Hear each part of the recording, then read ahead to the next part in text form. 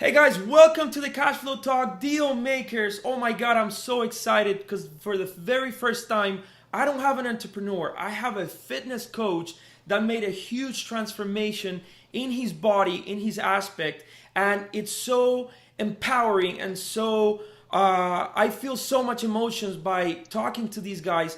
Those of you who don't know, these guys, Benjo Reyes. Benjo, I know you're super busy, man. You're taking some time of work. Thank you for spending a few moments with me, man. Glad to be here. Thank you. So, those of you who don't know him, it's the first time that I actually talked to him. I joined through Juan Rojas, one of my realtors and mentors in the real estate business. He introduced us to a 12-week fitness challenge, and these guys, one of the coaches. So, I'm excited to share these few minutes with you, man. Benjo, tell us a little bit about you, who you are, in a minute, man. Go ahead. All right, so I am currently an assistant controller for CHI, Community Health of South Florida, which is a nonprofit. But over the years, I've gained weight when I focus on my career. So for 12 years, I went up to about 240 pounds, and that affected me health-wise. And I was in high blood pressure medication, and I'm actually a father now to a 3.5-year-old son, and I had to make that change for him. So I started making changes in my lifestyle, my nutrition. It was a tough process at the beginning, but once I got going, when I found success, I promised I would share it. So that's how I ended up becoming a fitness coach and instructor on the side, and I still do accounting full time. Awesome, man. Awesome, awesome. Thank you so much, man. Those of you who want to follow this guy and on Instagram is BREYFit9. Your handle is going to be throughout the entire interview. Guys, and if you see some value in this interview, please like it, share it, subscribe to the Cashflow Talk channel below. Benjo, the reason why I want to interview you, and I don't want to take more than 10, 15 minutes with this, I want to Sure. make it short and sweet, but the reason why I want to do this is because, like Juan said in another interview when he was asking you, I feel that whenever I am when I am disciplined with my fitness, working out, playing soccer, doing what I have to do, basically sweating and working out 3, 4, 5 times a week, I feel that that translates to my business, to my career. I feel that when you're disciplined with yourself, you're disciplined with your business, and obviously you start seeing changes in yourself, but also in your business, in your income. So that's why I wanted to have you, man. Thank you so much. Now, tell me a little bit about your story. How did you get to become the 240-pound person? And before you get to the transformation, tell me how you got to the 240. So after college, I used to be a college athlete. I played rugby for FIU. It was a rugby club, and I did taekwondo and judo as well. So once I graduated, I basically just let my career take over, and instead of and the way I relieved stress was through food. So Okay. over the years, I mean, I would sit at my desk for between 8 to 12 hours, depending how busy it gets, and my release was eating out and eating fast food and whatever I can grab on, and chocolate bars in my desk. So over the years, it just added up and added up and added up. So, um, and over time, like I've always kind of told myself that I'll get back in shape again. So I just kind of let it go. And Okay. since it was such like a slow process that every time I see myself in the mirror, it just almost felt like, oh, I'm a normal size. Okay. Until the health problems started showing up, like high blood pressure, which it still didn't scare me enough to change, and it just went up until my lowest point, which is about 240 pounds, and almost extremely high blood pressure, where the doctors would even warn me about my health. So Wow. that's how I got there. Wow, that's incredible. How long did it take for you to be a college athlete until you got to the point your rock bottom, your highest point in the scale? I mean, I would say it's about 12 years in the making. 12 or so years. Wow, so 12 Yeah. years, no workout, no exercise, no Yeah. nothing, just And and eating fast food and not behaving. exactly. Yeah, I tried. I would join gyms, but it ended up just me paying a monthly payment, and I never even saw the gym. So I would Wow. try maybe like once every few months, but just the focus wasn't there because, like I mentioned, like my focus was more getting my career going, and focusing the 9 to 5 day-to-day life, and that Wow. started affecting my health. Wow, man. Wow. What an incredible story. Those of you who don't know, I have on Fridays, I have an episode on the YouTube channel called Shit Happens. Again, it's about business, but what an amazing story that we can share. The reason why I'm doing the Shit Happens episodes is because I share the raw, the bad and the ugly things that happen in business when things don't go right. But what about an incredible story about you just letting go? Sometimes I go out and I'm on vacation and I don't work out for 2 weeks, just 2 weeks or even a week.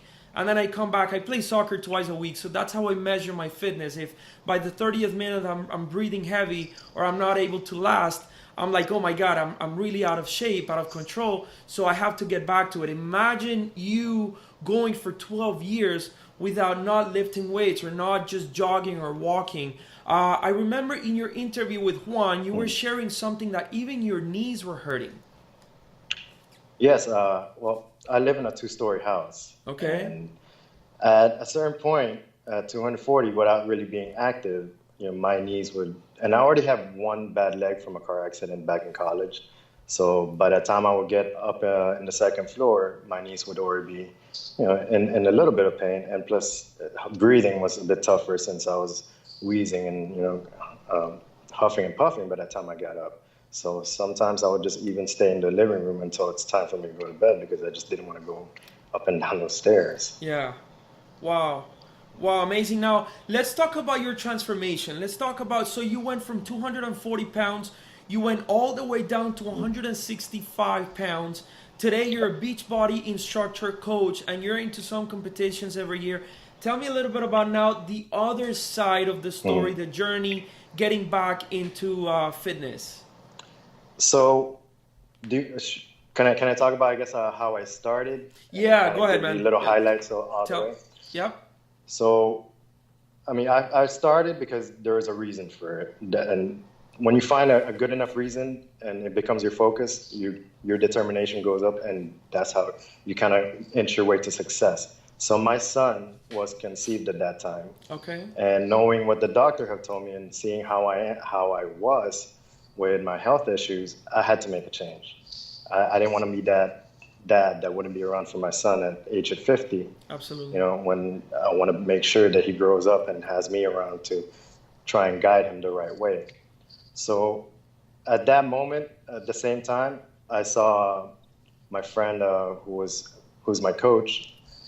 She was posting about her own journey using Beachbody products and the workouts. So I reached out to her, and she gave me the information and how she got started. So at that point, I was willing to give it a try if it helped me. Okay. And it was one of those programs that just worked out for me. So, like a quick takeaway there, just to add on, is that if you this is your focus and you find any program that might help you, give it a shot, because you never know what could actually work, especially if you went through what I did. Okay. So it took about a year to lose about 40 pounds. Okay. And I just took it a day at a time, 21 days programs, and then I would reset after that 21 days and jump back on. But it was a slow process, but it was definitely worth that wait, where what I found along the way. And it's a lot of people want that quick fix, and I think with the way I've gone with my journey, it was more like a slow process. And Okay. instead of putting my body through so much in so little time, trying to drop 40, 50 pounds, I just made sure that I'm on a pace to do as much as I can, Yeah. without having to force it. And it took about 3 years to get to my competing weight, I guess, 165. But there's a lot of positive things that came out of that process. Wow, that's incredible. And again, this is about business, and I relate, man, because if so many people want success from one day to the other, and it's a slow process. Sometimes things don't happen the way they're supposed to. Sometimes you hit a plateau, like you were talking Yeah. in Juan's interview, And sometimes deals get stuck when you're in business, but you just have to keep pushing and trusting the process. And I believe that's one of the biggest things. And now tell me a little bit more in depth about your why. I mean, in Mm. business, when you're just doing business for money, Yeah, sometimes the results don't show up. But when when you have a strong why behind it, your family, your friends, you want to yeah. empower others, you want to service others. When you have a strong why behind it, it's so easy. It's so much easier to make things happen. Tell me a little bit about your why. So I've already mentioned that for my health, my why was my son, right? So when I found success, my other reason why I kept going, and actually why I became a fitness instructor, teaching programs like Insanity, P90X, Live, Strong, which is a high intensity workout, Okay. and now I'm a personal trainer as well, is because I wanted to, what was given to me and what was shared with me, I wanted to be that person for somebody else. So whether it's one or 100, like everyone matters. And if my knowledge, my experience can help somebody else, I always lead with that. So I actually posted about this on my Instagram page the other day, where I never had the intention with leading with monetary gains. My decision to become a fitness instructor is because when in my old company, we had a gym. So one day they invited me to work out with them using DVDs. And a lot of people were just not consistent or dropping out or would complain about being too sore. So out of my own pocket, I decided, you know what, maybe I can show them how I did it, and it would probably be better if I led the workouts myself. Okay. So when I became that instructor, I led because I wanted to show others probably like the way that I did it and the way that has worked for me. So maybe it can help them out. So that was my main like reason to becoming an instructor. And it's crazy because that was my passion. And when you do something you love, sometimes everything else that follows is a bonus. And our wellness coordinator actually said, you can get paid for those classes. So Yeah. that's how I ended up being in the business. It's because I just wanted to give my services, my expertise, my knowledge for free, Yeah. and just in hopes of helping others. And your story, man, and your story. Yeah. So many people learn not from what other Mm. people are saying, but what other people are doing. Yeah. And it's the same thing when you're leading in business. One thing is to be a boss and to tell people what to do. Another thing is to lead them and Yeah. give them a hand and bring them to success. What obviously this has been a biggest your probably one of your biggest challenges in life. What lessons did you learn from it? What was your biggest lesson that you took out of this whole journey? Uh, just a lot of lessons learned. First of all, is patience. Definitely having a lot of patience, and with taking a day at a time. And even if you make a mistake or take a step back, just reset, learn from it, and move forward. The biggest key there is just keep moving forward, because we are going to have a lot of failures, whether it's business or health. So when it came to that lesson, definitely like anytime I've seen things not go my way, I just kind of took a step back and, okay, well, how can I improve and how can I move forward? Whether it was a missed workout or something happened at work. So it gave me Awesome. it definitely gave me a lot more patience and perspective when it came to life. Awesome, man. Awesome. What could be? I want to ask these questions in two different, Mhm. with two different scenarios. What could be your biggest suggestion for somebody that wants to just lose 10 pounds and get a little more fit? And Mhm. what could be your biggest suggestion for somebody that is extremely overweight, where you were at the moment? Because there's two Mhm. different types of people. Yeah. If they wanted to get lean and fit and just lose a couple weights and just gain some muscle, what would you say to that person? What would you say to the person that is like really in trouble health wise?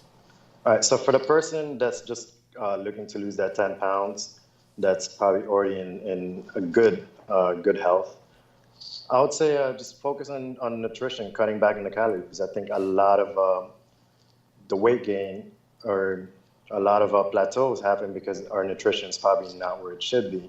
So it's just a matter of taking in and there's a lot of apps now that people use. I use MyFitnessPal, and just kind of seeing where you're at for the day and your calorie intake. And if you just stay below a certain level, depending on your activity, that you can actually see good results. So meaning you don't have to do anything fancy. You don't have to do any type of fad diet. It's basically just, for me anyways, what's worked is just controlling calories. Okay. And by monitoring and you kind of have it in focus, you kind of see, okay, I've ate too much of this, or I need to kind of cut back here. It helps giving to keep you in line, I guess, with it. Awesome. And what about the other person, the person that is extremely overweight? Yeah. They need to lose 50 to 100 pounds. Mm-hmm. What would you say to that person? For that person, I would say definitely focus on nutrition. Just same thing, cutting back on just eating a little bit too much than what you need in a day for energy. And the second thing is, don't put your body through too much at the beginning. Just for example, real life example, I'm helping actually somebody that's going through the same thing. And for the first 3 weeks, the first session, we had to stop so many times, but the way I approached it is I had him just doing steps. So instead of jumping jacks, I had him stepping out, one leg at a time, instead of jumping up and down and adding that plyometric portion of a jumping jack. So those little steps added up in the 3 weeks that we worked together. He's already seen so much improvement and so much energy, and he says he sleeps better and deals better, handles stress better. And you can really tell from his energy that it's picked up. And now he's actually moving a lot faster and actually doing the full jumping jacks. So taking that time and just taking it slow at the beginning to build that momentum and to get your body used to the movement without really exerting it too much where you can't move the next day, I think it's one of the best ways to do it, just by doing it gradually. That's awesome, man. That's awesome, man. I relate to that because when I write my goals for my business and my personal life, I have huge, big goals of where I want to get to in a few years. But at the same time, I have weekly and monthly goals where what is it that I need to do this week so I can get there? Because I believe that, yeah, you can get to the next level, but it's only step by step. And it relates to what you're saying. It's a step-by-step process. Don't get desperate. Obviously, you have to dig yourself out of the bigger hole when somebody needs to lose 50 to 100 pounds than the person that is 10, 12 pounds overweight. But it's just step by step, man. Hey, Benjo, thank you so much, man. I told you it was going to be short and sweet. Tell me a little bit about your gym. Tell me a little bit about the Empire Fitness Club that you're in. Sure. And again, please tell people to join you and follow you on Instagram. All right, so Empire Fitness Club, I teach there every Friday at 6:15 p.m. It's located in Homestead, close to the Air Force Base. And I teach a program called Strong. It was created by Zumba, but it's really, it's not a dance class. It's a high-intensity interval training set to music. So it makes workouts fun. Just picture a burpee going to the beat. Who doesn't love burpee, right? Oh, of course. I love them. But so that's where I'm currently teaching now. I have other locations I'm working on. So if you guys follow my Instagram at BraveFit9, I'll keep you guys posted for future locations, possible boot camps, or even if I hold any type of free workout. So feel free to reach out if there's anything you guys need anytime. Awesome, man. Thank you so much. Just to finish up, would you do you like reading? Do you like books? I'm reading this awesome book called The Compound Effect, and it talks a lot about the small steps through time creates a bigger impact. Do you have any book or any podcast or any audio that you would like to recommend to the viewers? Yeah, actually, Compound Effect is one of the first books I read on my journey, and it was an amazing, amazing read. As far as books, that's probably one of the ones I would truly recommend is reading that. There's so much wealth of information in there, and right now I'm currently reading Crush It by Gary Vee. Okay. So for the business end, trying to grow my social media. So Awesome, man. Awesome. Benjo, thank you so much for your time, man. I told you it's going to be short and sweet. Thank you so much for your time, brother. Your story inspires me, inspires so many other people. I'm glad that you are part, and I am part of that 12-week challenge, working hard on it, man. Thank you for leading by example, brother, and have a great day, man. All right. Thank you for having me. You guys have a great one. Thank you, man. Take care.